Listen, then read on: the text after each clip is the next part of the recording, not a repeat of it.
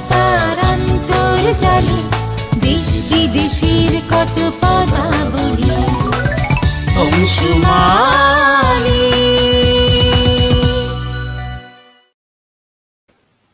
দর্শক, অংশুমালীর লাইভ আলাপে আপনাদের স্বাগত। আজকে আমাদের সঙ্গে যুক্ত হয়েছেন কবি তাসনুভা অরিন। তাসনুভা অরিন, আপনাকে স্বাগত আলাপ। অংশুমালীকে ধন্যবাদ আজকের এই আয়োজনে আমাকে অংশ নেয়ার জন্য। আমার সবাইকে আন্তরিক শুভেচ্ছা, ধন্যবাদ।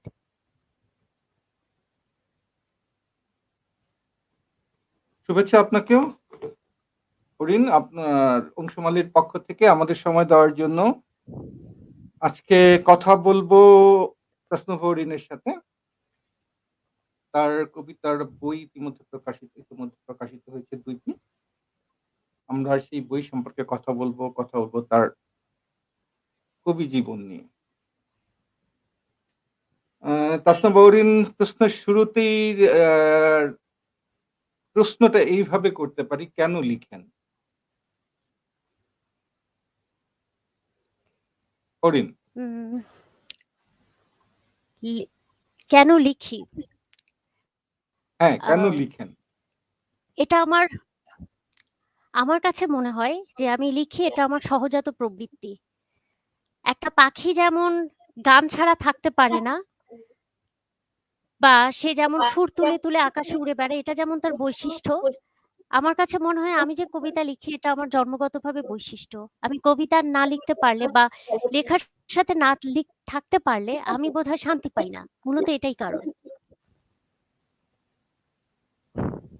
অর্থাৎ আমরা স্বভাব কবি বলতে পারি তাসনুভা অরিনকে, যে কোনো একটা কারণে চলে আসেনি, হঠাৎ করেই চলে আসা না, বা যা হয় আমাদের দেশে প্রেম বিরহ থেকে কবিতায় আসা না, স্বভাবেই আসা, জন্মগতভাবে, তাই তো? হ্যাঁ, এইটা আসতে হলে একটা প্ল্যাটফর্ম লাগে, একটা বেস লাগে, একটা পারিবারিক সংস্কৃতি লাগে, বা ওই ধরনের একটা পরিমণ্ডল থেকে বেড়ে উঠতে হয়। এরকম কোনো পরিমণ্ডল ছিল কি? আমার পরিবারের দিক থেকে সেরকম কোনো পরিমণ্ডল নেই। আমার বাসায় কেউ কবিতা লেখা বা মানে কবিতা লিখে না বা শিল্প চর্চার সাথে নেই। তবে তারা বই পড়ে এবং আমার ফ্যামিলির প্রত্যেকেই বই পড়ার সাথে আছে, কিন্তু সরাসরি লেখার সাথে এভাবে কেউ জড়িত নেই। কিন্তু আপনার লেখাতে আসা, আপনি বললেন আপনি স্বভাবজাত, আপনি না লিখতে পারলে এটা মানে লেখাটাই স্বভাব। আপনার আশা কিভাবে? সাধারণত আসে পরিবারে কেউ মা লিখেন, বাবা লেখেন, ভাই লেখেন, বোন লিখেন, বা আচ্ছা, আমি যেমন পরিবার নিয়ে করেছি, আমাদের দাউদ হায়দার পরিবারে সবাই লিখেন। যার ফলে একটা প্রেরণার জায়গা থাকে, একটা অনুশীলনের জায়গা থাকে। তো আপনি এই যে স্বভাব কবি বললেন যে অনেকটা, যে নাম লিখতে কোথা থেকে আসা, কিভাবে আসা, কেন আসা? তাহলে কি আপনিও এই যে সাধারণত আমরা যারা একটা সময় আসে, যে যখন একটা আবেগের জায়গা থাকে, একটা জীবনের মানে বয়ঃসন্ধি থাকে, বা যেটাই থাকুক, তারুণ্য, কৈশোর পেরিয়ে সদ্য তারুণ্যে আসা, প্রেম, এ থেকেই আসা? একেবারে যদি বলি যে না, সেটা আমার ডিএনএ তে ছিল না বা আমার পূর্ব বংশে কেউ কখনো লেখেনি, এরকম ভাবনাটা ভুল। আমার দাদা লিখতো। আমার দাদার একটা বইও ছিল, বইটার নাম ছিল তাসাউফ তত্ত্ব, আধ্যাত্মিক ঘরানার বই। তো সেটা ছিল, কিন্তু আমি আমার দাদার ক্ষেত্রে মানে তার সাথে আমার কখনো কোনো যোগাযোগ ছিল না, কারণ সে যখন মারা যায় তারপর আমার হয়তো জন্ম। স্বাভাবিকভাবে আমি তার সম্পর্কে খুব বেশি কিছু বলতে পারবো না। তার লেখক জীবন সম্পর্কে আমার বলার এই মুহূর্তে সেই ইয়েটা নেই। তবে লেখার আরেকটা ব্যাপার কি, যে শুরুর যে ব্যাপারটা থাকে সচরাচর একটা আমরা যে সময়টাতে বাস করি বা একটা হাঁটছি যখন, যে সময়টার ভেতর দিয়ে, মানুষের জীবনযাপনের ভেতর দিয়ে, স্বাভাবিকভাবে কিন্তু তার একটা ছাপ আমার উপরে পড়ে। এবং এই ছাপটাকে দুটা ব্যাপার কাজ করে, যে এই ছাপটাকে আমি কিভাবে প্রকাশ করব। এখন প্রকাশের একটা জায়গা থাকে, তো সেই জায়গাটাকেই আমার মনে হয় যে লেখালেখির মাধ্যম দিয়ে এটা খুব সহজেই প্রকাশ করা যায়। এইটা একটা কারণ হতে পারে। ও এই যে আরেকটা কথা বলতে হ্যাঁ, হয় আমি এখানে আমি যে আমি আসছি। আচ্ছা ঠিক আছে, বলুন আপনি। বলুন, আমার আপনি বলুন আব্বু, না। আমার আম্মু তারা খুবই উৎসাহ যোগায়। এটা কিন্তু ঠিক। ভীষণ উৎসাহ দেয়। আচ্ছা। প্রকাশের যে এই ভঙ্গি বা প্রকাশটা আপনার মধ্যে কবিতাটা কি? কথা গুছিয়ে লিখা, একটা নির্দিষ্ট কাঠামোতে গুছিয়ে লিখা। এই যে লিখার প্রশ্নে প্রকাশ শুধু কবিতাতে কেন? হঠাৎ করে কবিতা কেন? গল্প আছে, অন্য জায়গাগুলো আছে। গল্পে তো স্পেস আরো বেশি। কবিতাতে কেন? এর বিশেষ কোনো কারণ আছে কিনা? আ গল্পের ক্ষেত্রে যেটা হয়, গল্প আর কবিতার মধ্যে পার্থক্য আছে, অনেক পার্থক্য। গল্পে প্রকাশটা যখন আমরা করতে থাকি তখন সেখানে না মানে আম শব্দের অনেক রকম ফের থাকবে। আ একটা চরিত্রের ভেতর দিয়ে আসা যায়। অনেক ঘটনা থাকে সেখানে। সেখানে বারবার একটা পার আ চেঞ্জ করারও একটা জায়গা থাকে। কিন্তু কবিতার ক্ষেত্রে যেটা হয় আমাদের ক্ষেত্রে যে এটা খুব তাৎক্ষণিক এবং এর ভেতর দিয়ে খুব ছোট্ট একটা পরিসর, কিন্তু সেই ছোট্ট পরিসরের ভেতর দিয়ে অনেক বৃহৎ কিছুকে একসাথে ঢুকিয়ে ফেলা যায়, আনা যায়। যেমন কবিতার যদি আমি সাবজেক্টের জায়গা থেকে দেখি, তাহলে একটা ঘাসের ডগা থেকে মহাকাশ সম্পূর্ণই আমি কিন্তু কবিতায় আনতে পারবো। খুব শর্ট কিছু লাইনের ভেতর দিয়ে বা আমার আমাকে যে খুব বড় কবিতার ভেতর দিয়ে যেতে হবে তা না। প্রকাশটা হচ্ছে সেখানে অনেক বড়, কিন্তু পরিধিটা কিন্তু অনেক সময় অনেক ছোট হয়ে থাকে। এই যে সুযোগটা এটা কবিতায় বেশি পাওয়া যায়। কবিতায় স্বাধীনতাটা অনেক বেশি থাকে। যেটা গল্প উপন্যাসের ক্ষেত্রে চেয়েও অনেক বেশি পাওয়া যায় বলে আমার মনে হয়। অনেকে বলেন যে যারা অলস তারা কবিতা লেখে, গল্পের দিকে চায় না। অলস যার মানে কম লিখতে পছন্দ করে। উপন্যাস অনেক ধৈর্যের ব্যাপার, অনেক সময় নিয়ে লিখতে হয়। আবার তো এরকম কোনো কিছু কাজ করেনি লেখার চিন্তায়? না, এরকম কিছু কাজ করেনি। কারণ কবিতায় হচ্ছে খুব পরিধিটা ছোট হতে পারে, কিন্তু বিষয়বস্তু কিন্তু কখনো ছোট থাকে না, বরঞ্চ সেটা গল্পের চেয়ে অনেক বেশি থাকে এবং প্রস্তুতির জায়গাটা অনেক থাকতে হয়। সেটা যে কেবল বইয়ের ভেতর দিয়ে প্রস্তুত হতে হয় সেটাই না, বইয়ের পাশাপাশি মানুষের জীবন একটা ছোট্ট ছোট্ট সৌন্দর্যের ভেতর দিয়েও ডুবে যেতে হয়। তো সেই জায়গা থেকে দেখতে গেলে আহ কখনোই এটা অলস অবস্থায় হওয়া সম্ভব না। অর্থাৎ নিউটন বোমা বোঝো মানুষ বোঝো না। এই দুটো লাইনে হেলাল হাফিজ অনেক কথাই বলে গেছেন, তাই তো? হ্যাঁ, দুটো লাইনেও একদম। কবিতায় যেভাবে প্রকাশ করা যায়, অনেক গল্প তো বোধহয় অনেকভাবে মানুষের ভেতর সেভাবে ঢোকা যায় না, অনেক বড় লিখতে। হুম, তাই তো? আর সেটাই। পড়াশোনা পড়াশোনা ইংরেজিতে, লেখার মাধ্যম বাংলা জি। কেন? আমি মনে করি না যে আ আমরা যে বিষয় নিয়েই পড়ি না কেন, যে ভাষায় পড়ি না কেন, যখন আমরা কবিতার কোনো একটা বিষয়ে চলে আসি তখন সকল দেশের, সকল জাতির তো একটাই ভাষা থাকে। সেটা হচ্ছে তার মনের যে ভাষাটা। সেইটার ক্ষেত্রে আসলে মৌখিক যে ভাষা সেটা বাংলা হতে পারে, ইংলিশ হতে পারে, সেটা আসলে কোনো কিছু প্রভাব ফেলে না।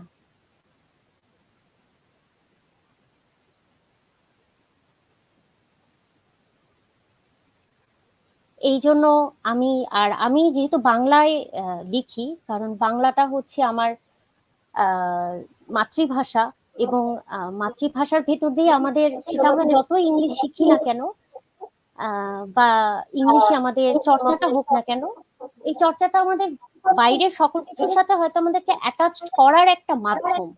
কিন্তু যখন আমরা প্রকাশের জায়গায় আসি তখন নিজের ভাষাতে প্রকাশ করার যে সুখ শান্তি সেটা অন্য ভাষাতে আসলে সম্ভব না। আপনি তো ইংরেজি মাধ্যম থেকে দা দা উম আ স্নাতকোত্তর করেছেন। তো যারা ইংরেজিতে সাধারণত করে ইংরেজির থেকে বাংলা মাধ্যমে তাদের একটা অনুবাদের চিন্তা থাকে যে অনুবাদ করার বা এরকম এই ধরনের চিন্তা আছে কিনা ভবিষ্যতে? আমার কখনোই অনুবাদ করার কোনো চিন্তা নেই। কেন নেই?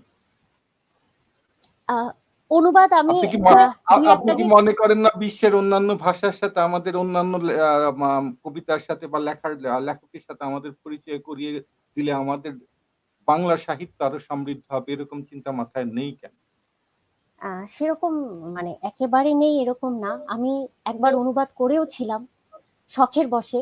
এমনকি যখন আমি অনার্সে পড়তাম, অনার্স লেভেলে, তখন কবিতাগুলোকে আমি আমার নিজের পাঠের সুবিধার জন্য নিজে থেকে অনুবাদ করে নিতাম। এটাতে আমার মনে হতো আচ্ছা কেমন লাগে, একটু আলাদা কোনো টেস্ট পাওয়া যায় কিনা, এই জন্য আমি করতাম। কিন্তু একটাবার করতে গিয়ে যেটা মনে হয়েছে যে অনুবাদের ভেতর দিয়ে মানে অনুবাদ সম্পূর্ণ আলাদা একটা মাধ্যম। তো ওই মাধ্যমের ভেতর দিয়ে যখন কেউ যাবে তখন তখন নিজের স্বরটাকে কিছুটা হারিয়ে ফেলার একটা ভয় হয়তো আছে। আমি একবার মানে অনুবাদ করার পর আমি যখন নিজে থেকে লিখতে গিয়েছি তখন মনে হয়েছে যে লেখাটা কিছুটা অনুবাদের মতন হয়ে আসছে। কিন্তু আমি এটা আসলে চাই না এবং আমি নিজে খেয়াল করে দেখেছি যখন আমাদের আমি কোনো দেশের অনেক লেখা অনেক বাংলায় বিখ্যাত লিখি মানুষই আমাদের এবং দেশের ওই অনেক বিখ্যাত মান অরিন আমাদের দেশের অনেক বিখ্যাত মানুষই অনুবাদ করেছেন। তারা কি তাদের সত্তা হারিয়ে ফেলেছেন? তাদের নিজস্ব সত্তা দিয়েও কিন্তু তারা পরিচিত। না যেমন আমার কিছুদিন আগে আমার আরেকটা প্রোগ্রামে এসেছিলেন রাজু আলাউদ্দিন যিনি বিডি নিউজের বিডি আর্টসটা দেখছেন। উনি তো খুব ভালো অনুবাদ করেন। কিন্তু তিনি রাজু আলাউদ্দিন তো নিজস্ব সত্তা হারাননি। তবে এই চিন্তাটা কেন যে না আমি অনুবাদ করলে আমার সত্তা হারিয়ে যাবে? আপনার সত্তা কি এতই ঠুনকো যে অনুবাদ করলে আপনি অন্যজনের মধ্যে হারিয়ে ফেলবেন? না আসলে সেটা না, তবে আমি কেন জানি না অনুবাদের ততটা আনন্দ পাই না, এটা একটা বড় কারণ। সবকিছু তো আসলে ভালো লাগা থেকে জন্ম নেয়। আমি অনুবাদ করার চেয়ে আম, সরাসরি ওই ব্যাপারটাকে লিখে ফেলতে আমার ভালো লাগে। এটা আমি দেখেছি, এটা আমার ক্ষেত্রে হয়।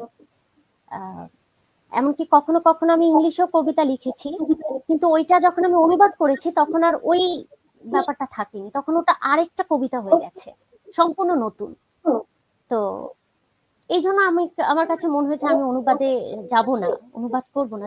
তবে কিছু কিছু বই আছে যেটা পড়তে গিয়ে আমারও ফিল হয়েছে যে আচ্ছা যদি এটা অনুবাদ হতো ভালো হতো।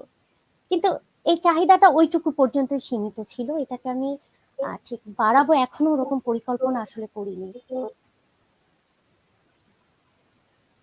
আপনার একটা কবিতার ১ম লাইনটা যেটা ঘুম, খোসার ভেতর পুষ্ট হতে থাকি যুগলবন্দি বাদাম। এই যে তার মানে একটা চমৎকার লাইন। খোসার ভেতর পুষ্ট হতে থাকি যুগলবন্দি বাদাম। কতক্ষণ প্রেম, কতক্ষণ সংসার নেমে আসি প্রাচীন সিঁড়ি গুনে মাটির গম্ভীরে তপস্যায়। যেন ফের জরায়ুর ভেতর ঢুকে যাচ্ছি। আর কার কোলে মাথা খুলে ঘুমানো যায় রোদ নিতে যাওয়া সোনালী শহর। এই যে চিন্তা, এই যে যুগলবন্দি চিন্তা। এখন একটু ব্যক্তিগত যাই। এই যে যুগলবন্ধু কি ব্যক্তিগত জীবন থেকে আসা? আমি ১ম থেকেই যেটা খোঁচাচ্ছিলাম যে এই জায়গা থেকেই কবিতা শুরু কিনা? খোসার ভেতর পুষ্ট হতে থাকে যুগলবন্দি বাঁধা। আহ, খোসাটা কি প্রেম? যার ভিতরে আ আরেকজনকে নিয়ে কবিতা বেড়ে উঠছে এরকম কিছু? আসলে না, এরকম না। আমি ওই বাদামটা যখন একবার হাতে নিয়েছিলাম তখন বাদামের ভেতর তো দুইটা মানে বাদাম তো আসলে দুইটা হয়েই একটা খোলসের মধ্যে থাকছে। তখন এই জিনিসটা আমার কাছে একটা মেটাফোর হিসাবে আসে, মানে আমার কাছে এইটার খুব ভালো লাগে যে বাহ কি সুন্দর একটা ফলের ভেতর উম, এরকম ভাবেও থাকতে পারে যে একটা ফল কি সুন্দর একটা যুগলবন্দি হয়ে আছে। তো সেই জায়গা থেকে আসলে আসছে, কিন্তু এটা কোনো এবং এই কবিতাটার আসলে ঘুম যেটা শেষ পর্যন্ত আমরা মৃত্যুর কাছে এসে যখন আমরা এসে দাঁড়াই তখন আমরা সবচেয়ে বেশি নির্বাণ লাভ করি বা আমাদের মুক্তি ঘটে। তো এই কারণে আমার মনে হয়েছিল যে এটার সাথে একটা কানেক্টিভিটি আছে ঘুম কবিতাটার ক্ষেত্রে। তো সেটা আপনার এই আসলে ঠিক কবিতাটা যদি আমি প্রেমের আমি আপনার প্রেমের প্রতি। আপনার এই লেখাটা যদি আমি এইভাবে বিশ্লেষণ করি যে খোসাটা হলো সংসার। আর যুগলবন্দী হলো দুজন মানুষ।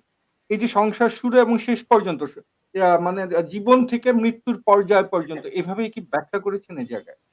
জীবনের শুরু থেকে মৃত্যুর একটা পর্যায় পর্যন্ত, মৃত্যু পর্যন্ত অ্যান্ড মানে নিশ্চিন্তে মৃত্যু যাকে বলে। নিশ্চিন্ত জীবন, যুগলবন্দী জীবন এবং নিশ্চিন্ত মৃত্যু যে কার কোলে মাথা খুলে ঘুমানো যায়। এরকম চিন্তা থেকে লেখা। উম আসলে নিশ্চিন্ত জীবন না, এটা আসলে জীবনে কখনো কোনো কিছুতে মানুষ এত নিশ্চিন্ত হতে পারে না বা সার্টেইনিটি যে যে ব্যাপারটা সেটা এতটা থাকে না। কিন্তু এটার যে একটা পর্যায়, এই পর্যায়টার ভেতরে মানুষের এত বেশি উত্থান পতন থাকে এমনকি সংসারের যে ব্যাপারটাও আছে সেখানেও কিন্তু একটা কথা বলা আছে, কতক্ষণ প্রেম কতক্ষণ সংসার। তার মানে এখানে অলরেডি একটা অনিশ্চয়তার গন্ধ চলে আসছে, যে আহ একটা অনিশ্চয়তা আছে, এবং এই উত্থান আপনার পতন এই দুই জীবনের নিয়ে। সংঘাত সহ আপনি এই হ্যাঁ, জায়গাটার হ্যাঁ, মধ্যে এই কবিতাটা একটা পরিপূর্ণ জীবন ধরার চেষ্টা করেছেন যে থেকে শুরু থেকে একটা সংঘাত থেকে শুরু থেকে শেষ পর্যন্ত, তাই তো? হ্যাঁ। আচ্ছা, আপনার বইয়ের দিকে আসি আমি। আপনার বইয়ের নামগুলো আমার খুব একটা জায়গায় খটকা লেগেছে। যেটা হলো 'ত্রিকালদর্শী বেলপাতা'। হ্যাঁ? আপনার হুম, ১ম কবিতার বই, প্রথমা প্রকাশন থেকে বেরিয়েছে যেটা। আরেকটা হলো আ 'জলপাই বিষাদ পায়রা'। আপনার দুটো বইয়ের নামই গাছের সাথে একটা সংশ্লিষ্টতা আছে। কেন? উম, আসলেই তাই। গাছের সাথে সম্পৃক্ততা আছে। উম, এই প্রশ্নের উত্তর হচ্ছে যে আহ, হ্যাঁ, ২ টা বই হয়তো গাছের সাথে সম্পৃক্ততা আছে। কিন্তু পরবর্তী বই হয়তো গাছের সাথে আর সম্পৃক্ততা নাও থাকতে পারে। তবে এটা নিয়ে আমি নিজেও ভেবেছি যে আচ্ছা, আমি ঘুরে ফিরে এই গাছের ভেতরে কিভাবে ঢুকে গেলাম? এবং আমার প্রচ্ছদের যে ছবির যে কালার গুলো সেখানেও সবুজ, স্বাভাবিকভাবে গাছের সাথেই একটা সম্পৃক্ততা আছে। তো আমার মনে হয় কি, যে এখানে একটা রুটের কোশ্চেন আছে। রুট যেটা, শেকড় যেটা, গাছের সাথে শেকড়ের সম্পর্ক, পাতা এবং আলো এই তিনটার একটা মিশ্রণের সম্পর্ক। তো উম, আমার মনে হয় যে প্রত্যেকটা লেখক, কবি, সাহিত্যিক, শিল্পী, তারা যারা চিন্তা করে তারা সম্ভবত নিজের ভেতর থেকে একটা শেকড়কে ফিল করে। অন্তত যখন সে প্রথম লিখতে থাকে তখন তার মধ্যে মনে হয় যে শেকড়ের প্রতি একটা আকাঙ্ক্ষা থাকে। এখন এই শেকড়টা কিসের সাথে জড়িত হয়ে আছে এইটা এই মুহূর্তে খুঁজে বের করা কঠিন, কিন্তু এটা আমার মনে হয় যে সবার মধ্যে একটা অবচেতন মনের থেকে, কারণ কবিতা তো আসলে আসে অবচেতন মন থেকে। যে আমি যতটা অবচেতন মনের সাথে থাকতে পারছি ততটাই কবিতার ভেতর দিয়ে ওই রসগুলো ঢুকে যাচ্ছে। তো এই রসটা আসছে আসলে গাছের সাথে মনে হয় এর একটা সম্পর্ক আছে, হতে পারে।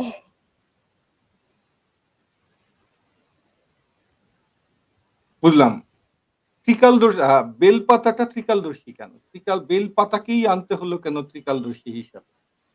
বেলপাতা কিন্তু একটা আহ বিশেষ কাজে লাগে। একটা ধর্মীয় বা আ আ সনাতন ধর্মের সাথে বেলপাতার একটা সম্পর্ক হুম, আছে। পূজায় ব্যবহৃত হয়। সেই চিন্তা থেকেই ত্রিকালদর্শী বেলপাতা না অন্য চিন্তা থেকে? না, আপনি ঠিকই বলেছেন, আসলে সেই চিন্তাটার থেকেই এই ত্রিকালদর্শী বেলপাতা। তবে আমি এই কথাটা কখনো কোথাও বলিনি, ইচ্ছে করেই মানে এই মেটাফোরটাকে আমি হাইড করে রেখেছিলাম, কিন্তু আপনি বুঝতে পেরেছেন। হ্যাঁ, বেলপাতা হচ্ছে আমার আমার কবিতার ক্ষেত্রে, বা আমার একটা ভালো লাগার, বিশেষ ভালো লাগার জায়গা হচ্ছে মাইথোলজি। তো আমি প্রথম ইংলিশ সাহিত্য পড়তে গিয়ে মূলত মাইথোলজি আমার ভালো লাগতে থাকে। প্রথমে গ্রিক মিথ, তারপর গ্রিক মিথ পড়তে গিয়ে হঠাৎ করে মনে হলো যে আচ্ছা, আমাদের প্রাচ্য মিথের কি অবস্থা। তো যখন আমি প্রাচ্য মিথে প্রবেশ করলাম তখন আমি দেখি যে এটা আরো ব্যাপক। তো সেই জায়গা থেকে বেলপাতার যে আসলে যেটা সিম্বলিজম, যেটা আমার কাছে আসছে, এটা আমি মিথ থেকে হয়তো আইডিয়াটা আসতে পারে, কিন্তু এর কিন্তু একটা আলাদা সিম্বল আমার কাছে আসছে। সেটা কি দেখেন, যে বেলপাতা 3টা পাতা এমন ভাবে আছে যেন একটা থার্ড ভিউ, একটা তৃতীয় অবজারভেশন বা তৃতীয় চাহনি, যে জায়গাটা। তো কবিতা কিন্তু অনেক সময় কবিতা কিন্তু একটা তৃতীয় চোখ থাকে, তৃতীয় দৃষ্টি থাকে। তো ভাবনাটা শুধুমাত্র বস্তুগত না, বরঞ্চ বস্তুর ভেতরের যে ঘটনাগুলো আছে তার দিকে কিন্তু কবিতা অনায়াসে চলে যেতে পারে। তো সেই জায়গা থেকে এই নামটা আসলে নেয়া, যে ত্রিকালদর্শী বেলপাতা। এখানে আমি একটু যাই। আপনি মিথোলজি আর আপনার প্রিয় মিথোলজির একটা ব্যাপার আমি আসি এই জায়গাটায়। মিথ যেটা, মিথ হলো রূপক একটা ব্যাপার। রূপকথা মিথোলজি। যেটার সত্যানুস ব্যাপারটা সেটা সত্য কিনা নিরূপণ করা, এটা বা বৈজ্ঞানিক দৃষ্টিকোণ থেকে সেভাবে বলা যায় না এটা সত্য কিনা। মিথ ইতিহাস না। কিন্তু কবিতার যে আপনি ৩য় মানে গভীরের অনুভব করার কথা বললেন, কবিতার গভীরের অনুভবটা হলো সত্য অনুভবের একটা চেষ্টা।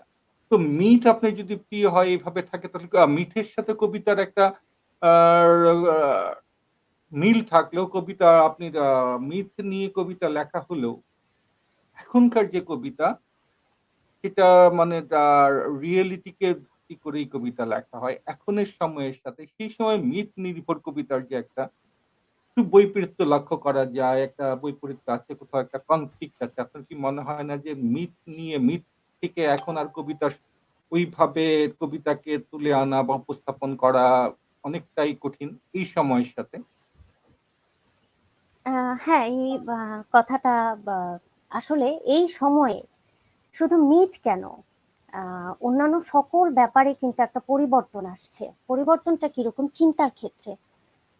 আগে যে ব্যাপারটা হতো যে সবকিছুকে সরাসরি যেরকম আছে সেরকম ভাবে প্রেজেন্ট করার বা রিয়ালিস্টিক ভিউ থেকে প্রেজেন্ট করার একটা প্রবণতা ছিল। কিন্তু এই সময় আমার কাছে যেটা মনে হয়, এখন আমি অনেক ধরনের, আমরা কিন্তু ইন্টারনেটের কারণে হতে পারে, বা এখন যেহেতু নলেজ ব্যাপারটা আর কোনো লাইব্রেরিতেও কুক্ষিগত নাই, এটা বরঞ্চ এখন ইন্টারনেটের মাধ্যমে সবার কাছে চলে যাচ্ছে। তো সেই জায়গা থেকে কিন্তু আমরা আসলে শুধু মিথ না, অন্যান্য অনেক ব্যাপারে কিন্তু খুব সহজে জানতে পারতেছি। এখন এই মিথের জায়গাটায় এসে যে বৈপিরত্বের যে কথাটা আপনি বলছেন, যে আমি কিভাবে মিথকে দেখছি, আমি দুইভাবে এটাকে দেখা যায়। এক হচ্ছে যেভাবে সরাসরি যে গল্পটা যেভাবে আছে সেভাবে, আর আরেকটা হলো যে আমি তাকে আমার ভেতর দিয়ে যখন মিথটা ঢুকছে, আমি সেখান থেকে কি ধরনের তথ্য পাচ্ছি এবং সেই তথ্যটা দিয়ে আমি কিভাবে ওর নির্যাসটা নিয়ে নিজের মতো করে লিখতে পারছি, সেই ব্যাপারটা থাকে। অর্থাৎ মিথকে কখনো কখনো মেটাফোর হিসাবেও কিন্তু ব্যবহার করা যায়। সেক্ষেত্রে মিথের সরাসরি উপস্থাপনাটা থাকে না, থাকে একটু ভিন্নভাবে, একটা উপমা হিসাবে। এবং এইটার ভেতর দিয়ে আরেকটা কথা যে একটা আপনি বললেন যে এটা তো আসলে রিয়ালিস্টিক না। আসলে শুধু মিথ কেন, আমার কাছে মাঝে মধ্যে মনে হয় যে আহ, যেমন বিভিন্ন যে বৈজ্ঞানিক, বিশেষ করে তাত্ত্বিক বিজ্ঞান যে জায়গাটায় আছে, যেরকম কসমোলজিক্যাল যে জ্ঞান, সেটাতেও আমার কাছে মনে হয় মাঝে মধ্যে রূপকথার মতোই মনে হয়। যদিও অনেক থিওরি আছে তার সাথে, কিন্তু তারপরে মনে হয় মাঝে মধ্যে যে আচ্ছা, আমি কি আসলে বিজ্ঞান পড়ছি নাকি আমি একটা রূপকথার ভেতরে চলে যাচ্ছি।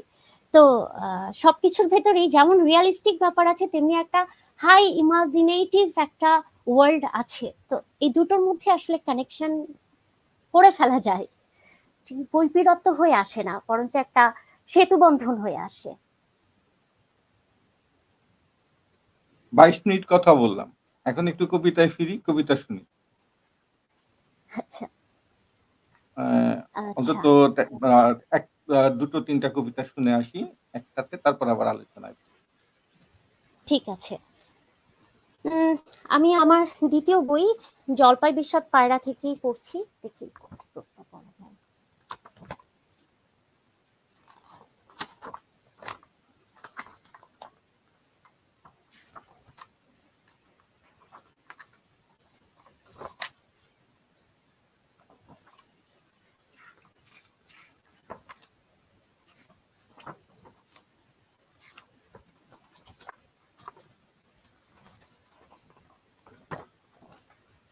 এই কবিতার নাম হচ্ছে পাখি জানে উড়তে লাগে দুই।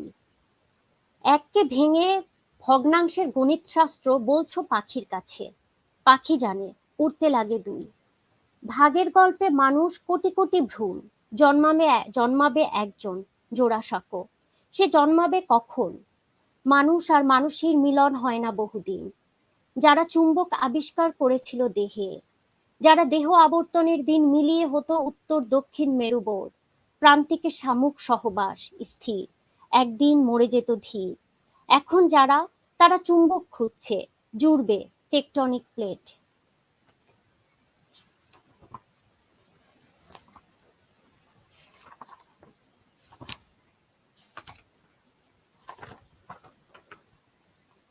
আমার একটা শরীর চারদিকে যেতে চায়, একটা পথ সোজা আমাকে নিয়ে উঠেছিল পাহাড় চূড়ায়। অথবা আমি কি পথকে নিয়ে দেখিয়েছি পাহাড়? আমি যেসব পথে যাই না বা যেতে চাই না, তারাও ডাকে। আমি যাই, যাই না, আবার গিয়ে ফিরে আসি। আমি যে কোথাও যাই না আমার পা জানে, তথাপি ব্যথা হয়, মলম লাগাই। রাস্তা ও পথের তফাৎ খুঁজি, ঘরে আসি। 4, 5 অথবা 3 দেয়ালের ঘর। আয়না রাখি না। নিঃসঙ্গ ঘরের আয়না বেহায়া আর বিহ্বল হয়। বাদুড়ের মতো শব্দে শব্দে সেলফ পোর্ট্রেট করি। তারপর ঘরের ভেতরে যেসব দরজা দেখা যায় না সেসব খুলে দিলে ঘর, বিছানা, বালিশ, আদরের বেড়াল সব পথ হয়ে যায়। আমি যে চৌরাস্তার মোড়ে এসে দাঁড়াই, সেখানে বেশিক্ষণ দাঁড়ানো যায় না, কোথাও না কোথাও যেতে হয়। এদিকে আমার একটা শরীর চারদিকে যেতে চায়। আমি আরেকটা কবিতা পড়ছি ত্রিকালদর্শী বেলপাতা থেকে।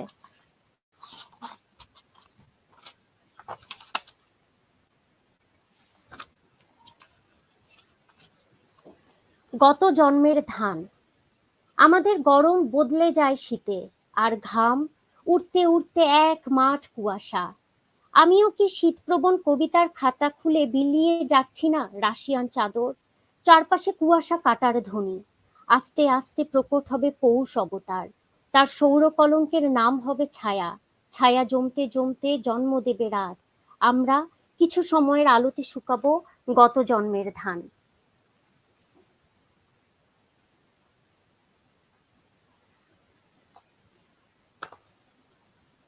এই যে আপনার লেখার ধরনটা ছোট, ছোট লেখা। খুব বড় লেখা না, ছোট, ছোট লেখা। এখন এই যে আমরা কাপলেট দেখি, হাইকু দেখি, তারপর আমরা দেখছি লিরিক, লিমেরিক। এটার একটা ছোট কবিতার, ছোট ফর্মের কবিতাগুলো লেখার একটা এই সময়টা চলছে এইভাবে। আপনি কি মনে করেন আসলে যে এখন যে সময়, যে ব্যস্ত সময়, অনেক বড় কবিতা আসলে মানুষ পড়তে চায় না, বড় কিছুই পড়তে চায় না। সেজন্যই কবিতার অবয়ব ছোট হয়ে আসছে বা লিখছেন আপনারা যারা লিখছেন, ছোট লিখছেন নাকি আপনি স্বভাবগতভাবেই ছোট লিখেন? কোন আ চিন্তা থেকে আপনার এই ফর্মে ছোট, ছোট ফর্মে লিখা? উম, এটা আমি আসলে বড় কবিতা লিখি না তা না, বড় কবিতা লিখছি। তবে সেই কবিতাগুলো এই বইগুলোতে নেই। আহ, সেটা পরবর্তীতে প্রকাশ হবে, বা ওটা আমি এখনো উম, আহ, প্রকাশ করছি না। তবে বড় কবিতা লোকে পড়ছে না এই কথাটা আসলে সত্যি না। আমার মনে হয় যে মানুষ কবিতা বড় হোক বা ছোট হোক, আহ, কবিতা যখন এক একজন পাঠককে এক এক ধরনের কবিতা আসলে ভালো লাগায় বা টানে, তো যে যে ধরনের কবিতা পড়ে তৃপ্তি পাচ্ছে সে সেটাই পড়ছে। এখানে আকৃতি আসলে মুখ্য ব্যাপার না। মুখ্য ব্যাপার হচ্ছে কবিতার ভেতরে কি আছে, বিষয়বস্তু সেটা। আপনার কি মনে হয় না যে এইখানে আপনার কথার মধ্যেও একটা কন্ট্রাডিকশন আছে কোথাও যে এই যে সময় আমাদের কর্পোরেট একটা সময় আমরা এখন আমাদের জীবন মূলত অর্থনীতি নিয়ন্ত্রণ করছে এখনের সময় আমরা খুব একটা টাফ লাইফ লিড করছি আমরা একটা খুব ক্রুশাল মোমেন্টের ভেতর দিয়ে যাচ্ছি আমাদের জীবনযাত্রা ক্রমশ কঠিন হয়ে পড়ছে আগে যেমন ছিল আমরা মানে সেই একটু সুযোগ ছিল পড়ার সময় ছিল আমরা একটা সময় করে নিয়ে বসতাম হয়তো বিকালে অবসরে বই হাতে নিয়ে বসতাম। এখন অবসরটাই অনেক অফিস করতে হয় রাত্রি ৮ঃ০০-৯ঃ০০ পর্যন্ত। কেউ আবার ২য় শিফটে কাজ করছেন, ২য় ভাগে কাজ করছেন। রাতটাতেও অবসর থাকছে না। সেই ক্ষেত্রে ছোট কবিতাটা আসলে মানুষের পড়ার সেই সময়টুকু কমে গেছে। যার ফলেই ছোট কবিতাটা জনপ্রিয় হয়ে উঠছে। এমন কি মনে হয় না কখনো? উম, এরকম আহ, এরকম ভাবে ভাবতে গেলে হ্যাঁ, এটা কিন্তু সত্যি যে বর্তমানে মানুষের যে যুদ্ধটা, যেটা অফিস থেকে বাসা, বাসা থেকে অফিস, যানজট, রাস্তা, যে যে গতিটার ভেতর দিয়ে ছুটছে, এই গতির ভেতরে উম, কবিতা কবিতা পড়ার জন্য যে একটা সময় তৈরি করা, সময় শুধু কবিতা কেন, একটা বই পড়ারই মানুষ সময় পাচ্ছে না, এটা সত্যি। কিন্তু সেই ক্ষেত্রে আহ ছোট কবিতা এক্ষেত্রে যে উপযুক্ত হয়ে আসছে বা এটার কারণে লোকজন ছোট কবিতার দিকে ঝুঁকছে, এটা আমার কাছে মনে হয় না। আমার কাছে মনে হয় অনেক সময় ছোট কবিতা যেটা করে, ছোট কবিতা হচ্ছে এক ধরনের আহ ছোট কথায় অনেক কিছু বলে ফেলা। তো এটা খুব দ্রুত মানুষের মাথার ভেতরে ঢুকে যেতে পারে, তার ব্রেনের ভেতরে এত দ্রুত ঢুকে যেতে পারে যেটা তাকে এক ধরনের শান্তি দেয়, শান্তি ঠিক বলবো না, তাকে চিন্তা করার একটা খোরাক যোগায়। হয়তো সে দুটা লাইন দেখলো, ব্যাস সে সেই দুটা লাইন থেকে সে চিন্তা করছে আরো কয়েক লাইন সে চিন্তা করতে পারছে। এই সুযোগটা ছোট কবিতা করে দেয়। কিন্তু যে বই পড়বে সে ছোট কবিতাও পড়বে, সে বড় কবিতাও পড়বে, এটা আমার মনে হয়।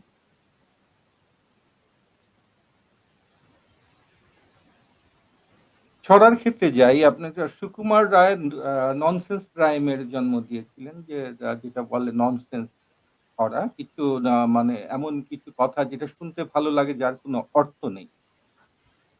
এই ননসেন্স রাইম এর ধারাটা কিন্তু আমরা কবিতাতেও দেখতে পাচ্ছি। অনেক জায়গায় দেখা যাচ্ছে এমন কিছু আ আ শব্দ ঢুকে যাচ্ছে, এমন কিছু লাইন ঢুকে যাচ্ছে যেটা আসলে কোনো কিছু প্রকাশ করে না। পড়তে হয়তো সুন্দর লাগে, প্রকাশ করে না। এই যে ধারাটা ননসেন্স রাইম এর যে ছড়ার যে ধারাটা ননসেন্স ছড়ার এই ননসেন্স শব্দগুলো কবিতাও আজকাল অনেকেই লিখছেন এই ধরনের কবিতা। আমরা পাচ্ছি। এই যে ননসেন্স রাইম এর ব্যাপারটা কবিতায়ও ঢুকে যাচ্ছে। এটা এই বিষয়ে আপনার কি মনে হয় যে না আসলে যেটা আপনি লিখবো সেটা সুনির্দিষ্ট অর্থ থাকতে হবে। একটা অন্তত কিছু প্রকাশ করতে হবে, একটা মেসেজ যাবে। এ ব্যাপারে আপনি কি বলেন?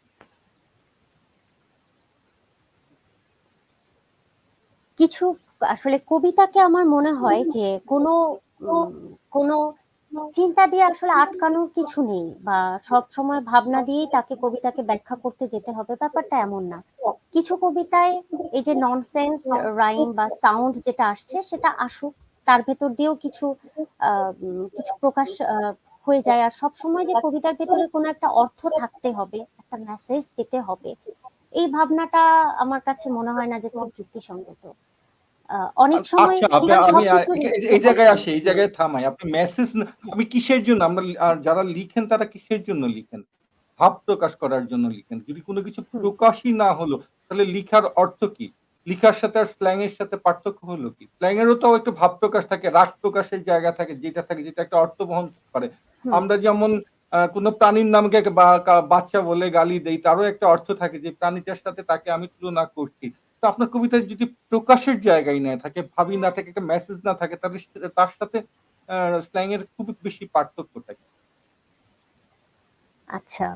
পৃথিবীতে এমন কি আছে যার কোনো অর্থ নেই? একটা এবড়ো-থেবড়ো পাথর রাস্তায় পড়ে আছে, তারও কিন্তু একটা অর্থ আছে।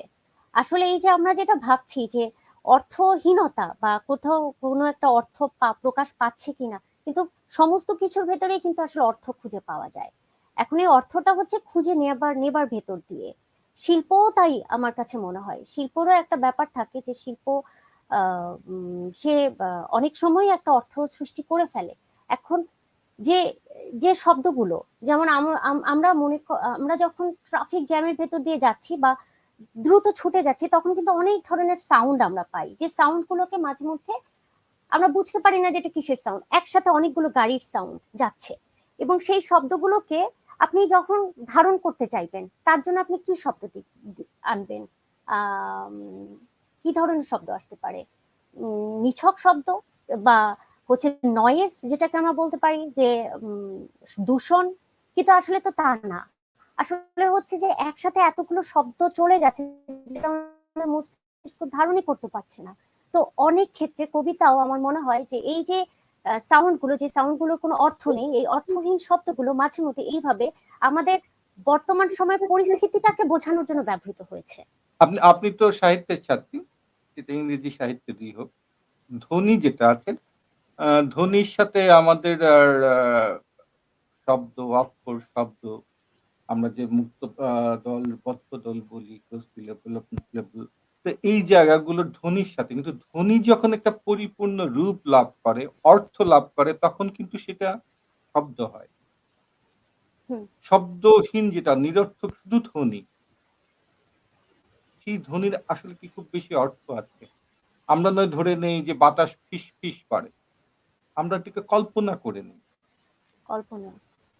হ্যাঁ? আমি আমি কি সবকিছুই কল্পনা করে নেওয়া সম্ভব? সবকিছু ধরে আপনি অনেকগুলো সাউন্ড এর কথা বললেন, হ্যাঁ? এই সাউন্ড গুলোকে আমরা আলাদা করব সেটা যখন আমরা বিভাজনের একটা কোনো যন্ত্রের মধ্যে ঢুকে দিয়ে তারপর বুঝবো যে এটা কিসের সাউন্ড, এটা গাড়ির সাউন্ড, এটা ঘোড়ার সাউন্ড।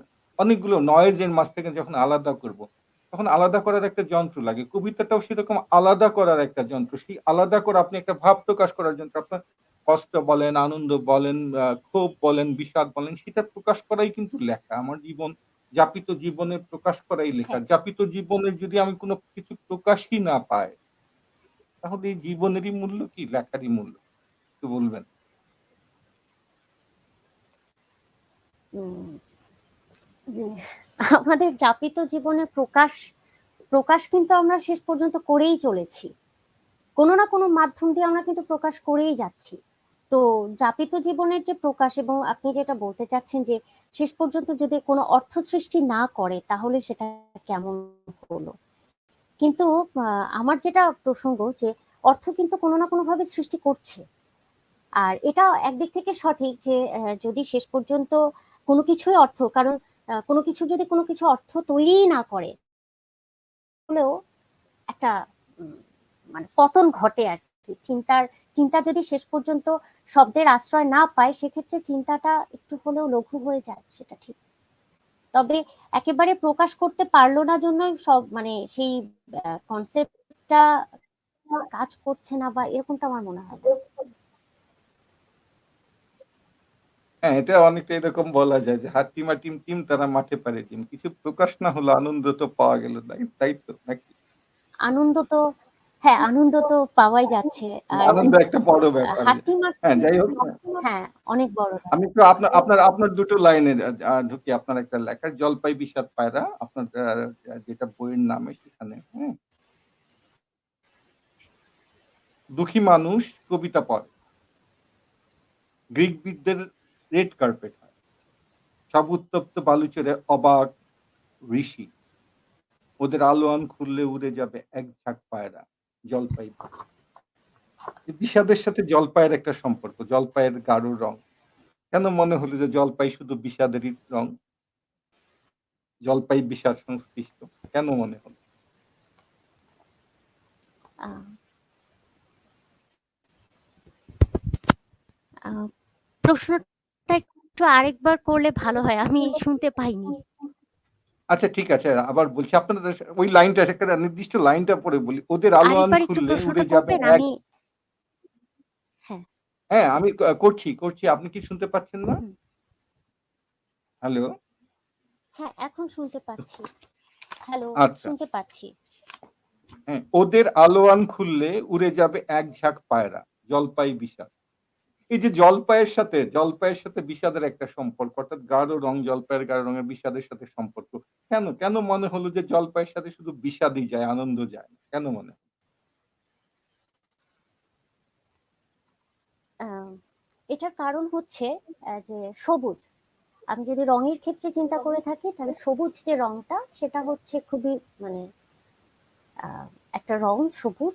এবং এই সবুজ রংটা কখন জলপাই কালার ধারণ করে? যখন আপনি এর সাথে আহ, ধূসর কালারটাকে মেশান। তো আমাদের চোখের সামনে ধূসর রংটা সচরাচর একটা দুঃখের রূপ নিয়ে আসে, বেদনার রূপ নিয়ে আসে। তো সবুজ যেটা হচ্ছে তারুণ্যের রং, ঠিক সেই সাথে যখন বিষাদ যখন ঢুকে যাবে বা বিষাদ ঢুকতে শুরু করবে, তখন সেটার ভেতরে একটা জলপাই ইমেজ তৈরি করে। এখন এই ইমেজটা আমার কাছে মনে হয়েছে যে একটা মনে হয় এই কারণে জলপাইটা আসলে আমার কাছে একটা দুঃখের প্রতীক রূপে। আর একটা ব্যাপার যে জলপাই, মুক্তিযুদ্ধের সময় জলপাই রঙের ট্যাঙ্ক, এটা নিয়েও অনেক লেখাও আছে। তো সেটার ক্ষেত্রেও একটা ব্যাপার আমার ভেতরে কাজ করতে পারে যে এখান থেকেও আসলে বিষাদকে জলপাই রঙের ভেতর দিয়ে ধরার একটা চেষ্টা।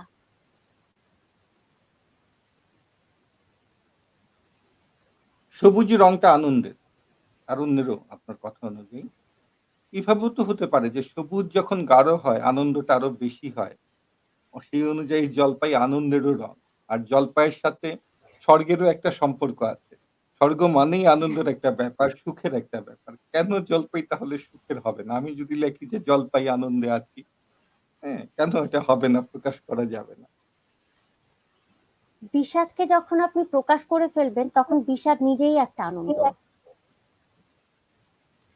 তো সেই দিক থেকে অর্থাৎ বলা যেতেই পারে যে তাহলে জলপাই, কি এটাকে দুঃখ বিলাসও বলতে পারি? যে এটা দুঃখের বিলাস মূলত দুঃখ নয়। উম, না, দুঃখ বিলাস বলা যায় না, কারণ সবকিছু দুঃখ বিলাস না। আমাদের এই যা কিছু ঘটছে, দুঃখ বিলাস একটা বিলাসিতার জায়গা থেকে দেখা হচ্ছে, যেখানে আদৌ দুঃখ নাই কিন্তু আপনি দুঃখকে নিয়ে চর্চা করছেন, সেটা হচ্ছে দুঃখ বিলাস। কিন্তু দুঃখ যেমন মানুষের জন্ম, মৃত্যু, প্রিয় বিচ্ছেদ,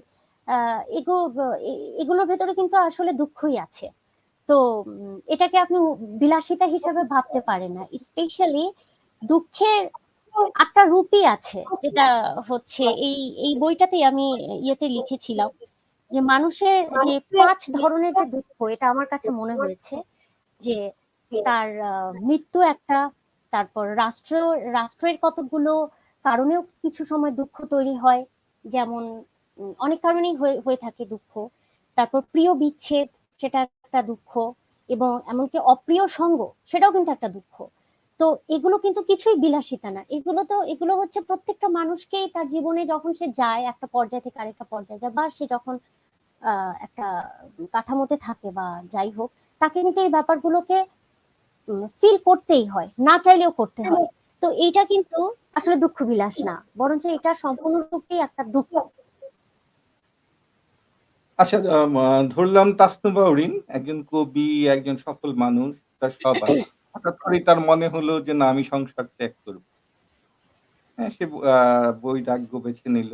সে সেই বুদ্ধের মতো রাতের আধারে চলে গেল গাছের ছায়ায়। সব ছেড়ে যে চলে যাওয়া, এটাকে আপনি কি বলবেন? যে সব মানুষ পেয়ে যখন চলে যায়, এটা কি দুঃখ বিলাস নয়? আপনি যখন আহ, সবকিছু পেয়েও যে ছেড়ে চলে যায়, সে আসলে আরো বড় কিছুকে দেখতে যায়। আসলে পৃথিবীতে যতদিন আমরা থাকবো, ততদিন আমাদের এখানে কোনো কিছুকে ছেড়ে যাওয়ার কোনো সুযোগ নেই। হয়তো সে একটা স্তর থেকে আরেকটা স্তরে যাচ্ছে, তখন আপেক্ষিকভাবে সে যে স্তরটাকে ছাড়লো, সেটা হয়ে যায় বিচ্ছেদ। কিন্তু সে এক জায়গা থেকে বিচ্ছিন্ন হয়ে সে আরেকটা নতুন যে জায়গায় যাচ্ছে, সেখানে কিন্তু সে আবার প্রবেশ করছে। তো সেই জায়গা থেকে দেখতে গেলে সবকিছু ছেড়ে চলে যাওয়ার যে ব্যাপারটা, বা যে বৈরাগ্য বলতে যে ব্যাপারটা, এটা আসলে একটা আপেক্ষিক ব্যাপার। একটা স্থানে সে বৈরাগ্য, কিন্তু আরেকটি স্থানে সে ঠিকই সম্পৃক্ত। তাই বৈরাগ্যতার ব্যাপারটার সাথে আমি একমত না আসলে। নির্বাণ লাভের মতো আরকি। না, না, নির্বাণ লাভের উদ্দেশ্যে সব শোক, মৃত্যু, শোক, জরা-টরা সব জয় করে নির্বাণ লাভের মতো। তাই তো? হ্যাঁ, অনেকক্ষণ কথা হলো, ৪২ মিনিট চলছে। আবার কবিতায় চলে যাই। শুনি আরো আচ্ছা, ৩ টা কবিতা।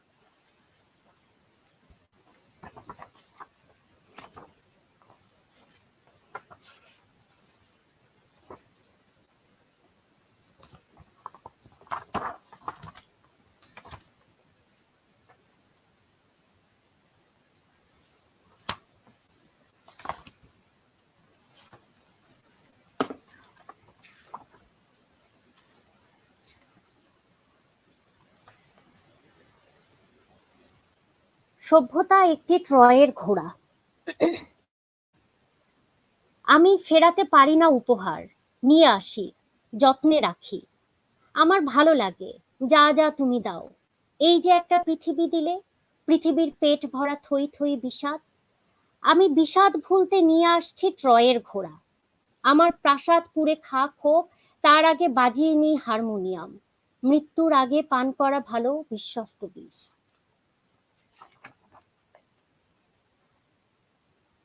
এখন যে কবিতা পড়ছি, সেই কবিতার নাম রাষ্ট্র বধ হয় পিপীলিকার পাখা গজালে। চোখ বন্ধ করে রাষ্ট্রকে ভালোবাসবো, গান্ধারীর মতো। জন্ম দেব ১০১টি জীব, তারা রাষ্ট্রকে চাটবে, দুর্গন্ধ চড়াবে তাদের থুতু লালার রস। রাষ্ট্রকে প্রশ্ন করব, দ্বিপাক্ষিক গণতন্ত্রে কাটা পড়তে পারে তর্জনী। বহুদিন তাকে দেখি না, মৌন হয়েছিল যে পাহাড়ের মতো, আর বলতো একদিন সে নড়ে উঠলে পৃথিবী তলিয়ে যাবে সাগরে। তাকে দেখলে মারমুখো হতো সভ্যতা, তার চুলের উড়ন্ত উকুন দেখে ভীত নাগরিক বহিষ্কার করেছিল তাকে। আমি খুঁজছি, মনে হয় সে জানে রাষ্ট্রকে প্রশ্ন করতে হয় হ্যামলক পিয়ে, রাষ্ট্রবধ হয় পিপীলিকার পাখা গজালে।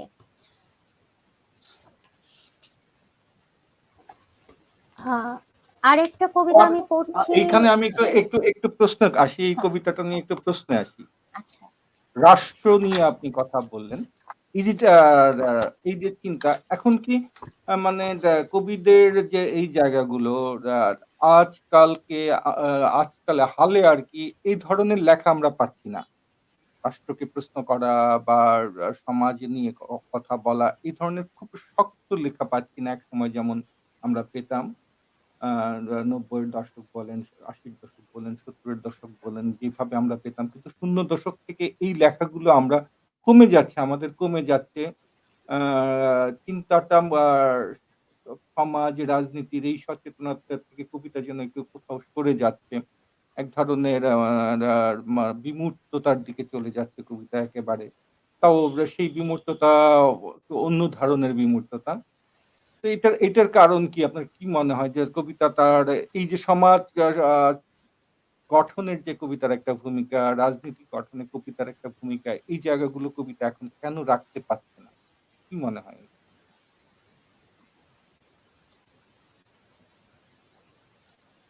আসলে রাখতে পারছে না, আমরা যদি একটু পিছনে বা সময়ের দিকে তাকাই তাহলে দেখতে পাবো যে রাজনীতির যে পরিবর্তন বা প্রেক্ষাপট সেখান থেকে আবার কবিতার জন্ম হয়। আসলে পরিস্থিতি যখন তৈরি হবে তখন কবিতা সেই অনুপাতে আবার লিখতে শুরু করবে। যেমন আম, আমরা এখন বর্তমানে যে ধরনের রাজনৈতিক পরিমণ্ডলে আসছি, হ্যাঁ এটা সত্যি যে আহ, উম, বর্তমানে তরুণ সমাজ বা অনেকেই আছে যারা রাজনীতি সচেতন না বা রাজনীতি থেকে নিজেকে স্কিপ করার একটা প্রবণতা, এটা আসছে অনেকটা রোম্যান্টিসিজমের যে আইডিয়া সেই জায়গা থেকে, যে আত্মমুখিতা, আত্মনির্ভরতা, নিজের ভেতরে ডুবে যাওয়ার যে প্রবণতা, সেইখান থেকে ওই ধরনের কবিতাগুলো আসছে। বিমূর্তায়ন কবিতার ক্ষেত্রে বা অন্যান্য ব্যক্তিগত সুখ দুঃখের দ্বারা প্রভাবিত হয়ে লেখা, ঠিক ব্যক্তির সাথে আহ, সমষ্টিকে কানেক্ট করতে না পারার এই জায়গাটা আসলে আসছে। এটা একটা রাজনৈতিক ব্যর্থতাই বলা যায় আমার মনে হয়। কিন্তু আহ, রাজনীতির যখন পরিবর্তন হবে, রাজনীতিক চিন্তায় যখন একটা বড় পরিবর্তন আসবে, তখন মানুষ আবার সেই জায়গায় ফিরে যাবে। যেমন উম, এটা তৈরি হয় আসলে প্রয়োজন সাপেক্ষে, এবং কবিতাকে আমার কাছে মনে হয় অথবা কি কবি যত অথবা না কি এটা কবিতা লেখে। হতেও এটা কি এই ধরনের চিন্তা থেকে হতে পারে কিনা যে কবিতা এক ধরনের ভেতরের থেকে এক ধরনের বাধা, যে সচেতন হলে বিপদ, একটা শঙ্কার জায়গা থেকে ওই ধরনের লেখা কমে আসছে। এটাও কি হতে পারে? যে আপনি তো এখন নানা অনুভূতির আঘাত, অনেক কিছু আমরা শুনছি, অনেক মামলার কথা শুনছি যে আ সিকিউরিটি অ্যাক্ট ও আছে। এই ধরনের চিন্তা থেকেও কি, এই জায়গাগুলো থেকেও কি সেই সমাজ সচেতনের কথা, রাজনীতির কথা লিখতে তরুণরা ভয় পাচ্ছে কিনা বা দ্বিধা করছে কিনা, এমনটা কি মনে হয় আপনার? এটা একটা বড় কারণ। এটা আমারও মনে হয় যে আমরা না শুধু ব্যক্তিগত জীবন থেকে না, সমাজ, রাষ্ট্র সব জায়গা থেকে আমরা একটা অবদমনের ভেতর দিয়ে যাচ্ছি। তো এই পর্যায়ে সবাই ভাবছে যে এখনো বোধহয় আমাদের বলার সময়টা হয়নি, আমাদেরকে এখনো নীরব থাকতে হবে। এই জায়গা থেকে মনে হয় সবাই একটু পিছিয়ে থাকছে রাষ্ট্রকে নিয়ে লেখার, এবং একটা হতাশা থেকেও সে এইভাবে নিজেকে গুটিয়ে নিতে পারে, যে ভাবতে পারে যে লিখে তো কিছু হবে না। এই একটা হতাশার জায়গা থেকে আমার মনে হয় তারা গুটাচ্ছে বা আমরা গুটাচ্ছি। যদিও আমি মনে করছি যে আমাদের লেখাটা উচিত, এবং রাজনীতি সচেতন হওয়াটা খুবই খুবই জরুরি। হ্যাঁ, আসছি আবার কবিতায় ফিরি। আরো ২ বা ৩ টা কবিতা শুনে নেই। তারপর আবার ফিরছি আলোচনায়। অরিন।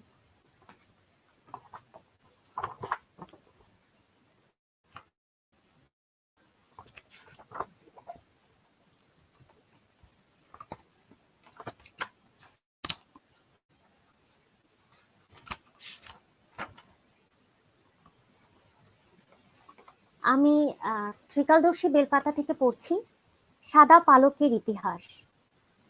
আমাদের কারো যদি পৈতৃক সম্পত্তি আর দর্জির তৈরি পোশাক না থাকতো, সাদা পালকের ইতিহাস উড়তে উড়তে মেঘ হয়ে যেত। আমরা বৃষ্টির বিনোদন নিতাম, অথচ জানতাম না কোন নদীর ঢেউ ছিল তারা। পৃথিবীর কাছে জানতে চাইতাম না তুমি কিভাবে ঘুরে ঘুরে নেচে নেচে রাত আর দিন নিয়ে খেলো। আমরা জোনাকির মতো ২ রাত ১ দিন বেঁচে থাকতাম, কেবল বেঁচেই থাকতাম। আমরা আমাদের ভঙ্গিমায় ঘুমাতাম, পাখি, সাপ অথবা মানুষের মতো যৌন চর্চা করতাম না। কবিতা লিখতাম না মাকড়সার মতো। আমাদের মধ্যে কেউ বাহাতি বলে আলাদা ঠিকুজি মানতো না। ইকার, দীর্ঘিকার অথবা চন্দ্রবিন্দু থাকতো না। আমাদের সবকিছু পৈতৃক সম্পত্তি আর দর্জির তৈরি পোশাক, এমনকি সম্পর্ক।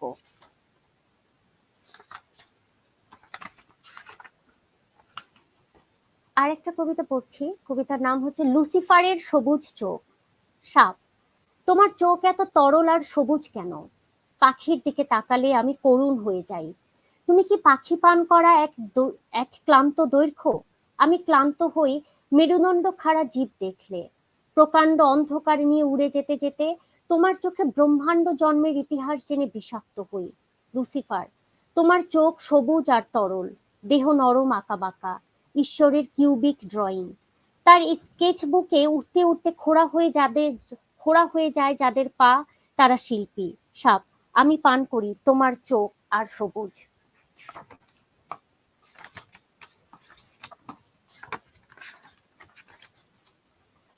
আহ, আরেকটি কবিতা পড়ছি, নাম ব্লাড গ্রুপ। আমার কোনো অক্ষর নেই, একটা ঝর্ণা আছে। যারা দূরে গেছে তাদের বলতে পারিনি এখানে নিষ্ঠুরতার পূজা হয়। আমি উপাসনা করি রক্তে। তোমার ব্লাড গ্রুপ কি? আমার একটা মুমূর্ষু পৃথিবী আছে।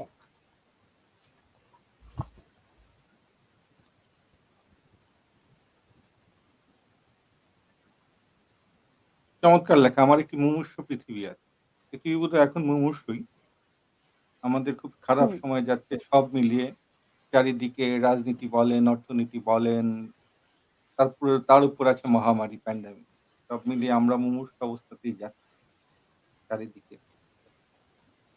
এই যে মুমূর্ষু পৃথিবী, আপনার লেখায় আসলো তার আগে এসেছে, হ্যাঁ? এই মুমূর্ষু পৃথিবীকে যারা আমরা লিখছি, আমরা যারা বুদ্ধিবৃত্তির চর্চা করছি, তাদের দায়িত্বটা কিন্তু আবার সুস্থ করে তোলার অনেক। সেদিক দিয়ে আমাদের যে কাজ হচ্ছে, বিশেষ করে আমাদের দেশে যে কাজ হচ্ছে সাহিত্য চর্চা বলেন, বুদ্ধিবৃত্তি চর্চার ক্ষেত্রে বলেন, তা কি আপনি মনে করছেন যে এটা মানে সেই কাজের পক্ষে যাচ্ছে বা এটা এইটা যতটুকু হচ্ছে তা দিয়েই নিরাময় সম্ভব কিনা বা পৃথিবীকে অন্তত আমাদের সমাজকে সুস্থ করা সম্ভব কিনা, আমরা সে দায়িত্ব পালন করছি কিনা আমরা যারা লিখছি বা বুদ্ধিবৃত্তিক চর্চা করছি। আপনার কি মনে হয়? উম, আসলে আহ, আমাদেরকে আহ, এই পৃথিবীকে সারিয়ে তুলতে আমাদেরকে আরো অনেক কিছু করতে হবে। মানে পৃথিবীতে জন্ম নেওয়ার পর থেকে আমাদের উপরে একটা অলিখিত দায়িত্ব তৈরি হয়ে যায় যে আমাদেরকে কোনো কিছু করতে হবে, পৃথিবীকে ভালো করতে হবে। এখন এই ভালো রাখার এবং ভালো করার যে ব্যাপারটা, এটা তৈরি হয় খুব ছোট ছোট ছোট ছোট কাজের ভেতর দিয়ে। আহ এই ছোট ছোট কিছু করার জন্য কয়েকটা ব্যাপার খুব দরকার, সেটা হচ্ছে সহিষ্ণুতা, আহ এবং হলো প্রেম, যেটা আমাদের মধ্যে যে ব্যাপারটা আমি প্রথম কবিতাতেই লিখেছিলাম যে মানুষ আর মানুষের মিলন হয় না। আসলে এটা সিম্বলিক্যালি বলা যে আমাদের ভেতরে ওই ব্যাপারটা আসলে আর থাকছে না, বিশ্বাস থাকছে না, ভালোবাসার জায়গাগুলো তৈরি হচ্ছে না। এবং ভালোবাসা বলতে আমি এখানে কেবল নারী পুরুষের কথা বলছি না, বা ব্যক্তিগত প্রেমের জায়গাটা না, এটা একটা সার্বিক জায়গা। তো সেই জায়গাটা যদি না থাকে তখন আস্তে আস্তে করে মানুষের কাছে মনে হয় যে আচ্ছা, জন্ম এই এই মৃত্যুর এই কোনো জায়গাটা অর্থ এই নেই। জায়গাটায় আপনার একটু আমি ঢুকি এই জায়গাটায় যে এটা আপনি ব্যক্তিগত প্রেম। আসলে তো আমরা দেখি যে অনেক ক্ষেত্রেই যে যারা লিখে কবিতার কিন্তু ২ টো অর্থ থাকে। তাৎক্ষণিক অর্থ এবং ভেতরের অর্থ। তাৎক্ষণিক ব্যাপারগুলো অনেকেই এই প্রেম বলতেই তারা এই নারী পুরুষের প্রেম বা দেহজ প্রেম বলতেই বোঝেন। বেশিরভাগ ক্ষেত্রেই। প্রেমের মানে আমি তুমি দেখলেই বা এটা একটা সিম্বলের ব্যাপার হতে পারে, সিম্বলিক ব্যাপার হতে পারে। এই ধারণা অনেকেরই থাকে না। এই যে না থাকার জায়গাটার জাস্ট কবিতাকে মানে প্রেম হিসেবে ধরে নেওয়ার যে জায়গাটা, এর থেকে বের করে আনার একটা রাস্তা আছে কিনা? যে এই চিন্তা থেকে যাতে কবিতাটাকে তার যেন কবিতা হিসাবে বোঝা যায়, এটা এই সিম্বল গুলো যেন মানুষ রিয়ালাইজ করতে পারে। সে কি যে লিখছেন তার ব্যর্থতা না পাঠকের ব্যর্থতা, কি মনে হয় আপনার? উম, এটা সম্ভব। এটা হচ্ছে, এখন কথা হচ্ছে যে যদি কেউ একটা কবিতাকে, একজন পাঠকের কিন্তু এই স্বাধীনতাটুকু আছে যে সে কবিতাটাকে কিভাবে ভাববে।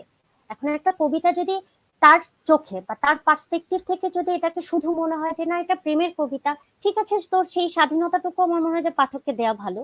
আবার কেউ যদি মনে করে যে না আমি এই কবিতা থেকে অন্য কিছু ভাববো, এটা তার জন্য সম্ভব। আসলে যেটা হয়, কবিতা হচ্ছে একটা বহুমাত্রিক বিষয়। আহ, উম, একটা কবিতাকে শুধু একটা অর্থ দিয়ে কখনোই ধরা যায় না। যদি কেউ সত্যি ভাবে যে আমি কবিতাটা থেকে একটা অর্থের দিকে যাব বা একটা ভাবনার দিকে যাব, তাহলে ভাবনাটা খুবই বহুমুখী। না এই জায়গায় ব্যক্তিগত প্রেম, না এমনও হতে পারে যে এটা কোনো মানে আম, সামগ্রিক চিন্তা।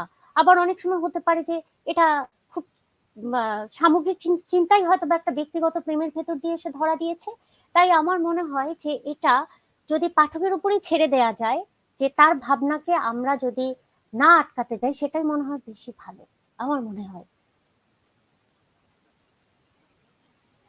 আমরা আমাদের সময় প্রায় কাছে শেষের সময়ে চলে আসি, শেষ দিকে আরকি অনুষ্ঠানের। তাসনুভা তো তাসনুভা হরিণ কবিতা লিখে। ভবিষ্যতে কি গল্প লিখা বা অন্য কিছু লিখার জায়গাটা পরিসর কি পরিধি আরো বাড়বে কিনা? হ্যাঁ, হ্যাঁ, আমার অবশ্যই সেটা আমি করছিও। আমি অনেক ছোট গল্প লিখেছি এবং আম, একটা স্বপ্ন একাত্তর ম্যাগাজিনে আমার অনেক ছোট ছোট গল্প, বিশেষত ওই গল্পগুলোর প্যাটার্ন হচ্ছে 100 শব্দের ভেতরে কিছু গল্প লিখতে হতো। তো সেখানেও আমি অনেক ছোট গল্প লিখিনি যে তা না, তবে সেগুলো বই আকারে প্রকাশিত না। আর এটা আমার অবশ্যই একটা স্বপ্ন আছে যে শুধু কবিতা না, কবিতা তো একটা মাধ্যম, কিন্তু আমি যখন ভাবনার জগতে যখন প্রবেশ করে মানুষ, তখন শুধু কবিতাই তাকে সাপোর্ট দিতে পারে না ওই ভাবনা প্রকাশের জন্য। বরঞ্চ কখনো কখনো কিছু চিন্তা মনে হয় যে এই চিন্তাটাকে গল্প ছাড়া যেন প্রকাশই করা সম্ভব না, কবিতায় সেটা ধরতে পারছে না। আবার কিছু কনসেপ্ট আছে যে কনসেপ্টটা নিয়ে ভাবতে গেলে মনে হয় সেটা গল্প না, সেটা একটা উপন্যাসের দিকে যাচ্ছে। তো সেক্ষেত্রে আমার অবশ্যই ইচ্ছা আছে, যেহেতু আমি লিখতে ভালোবাসি এবং আমি মনে করি যে এইটা করেই আমি শান্তি পাই, লিখেই আমি মুক্তি পাই। তাই আমি এই অবশ্যই যে অন্যান্য লিখতে ভালো মানুষের লাগা, সাথে। এই যে লিখতে ভালো লাগা, কবির থেকে সম্পূর্ণ লেখক হওয়ার পথে তাসনুভা হরিণ। কিন্তু এর বাইরে তাসনুভা হরিণ কি? লেখক, কবি এর বাইরে তাসনুভা হরিণ কি? এর এর বাইরে তাসনুভা হরিণের আর কিছু আছে কিনা? ব্যক্তি তাসনুভা উম, হরিণ। আহ, ব্যক্তি ব্যক্তি আমি হচ্ছি, হ্যাঁ, আমি একটা চাকরি করছি, জব করছি। উম, আর হলো, যদি প্রফেশন দিয়ে চিন্তা করেন তাহলে চাকরি করছি, সেটা আমার একটা পরিচয়। আর অন্যান্য দিক থেকে চিন্তা করতে গেলে আমি একজন সাধারণ মানুষ।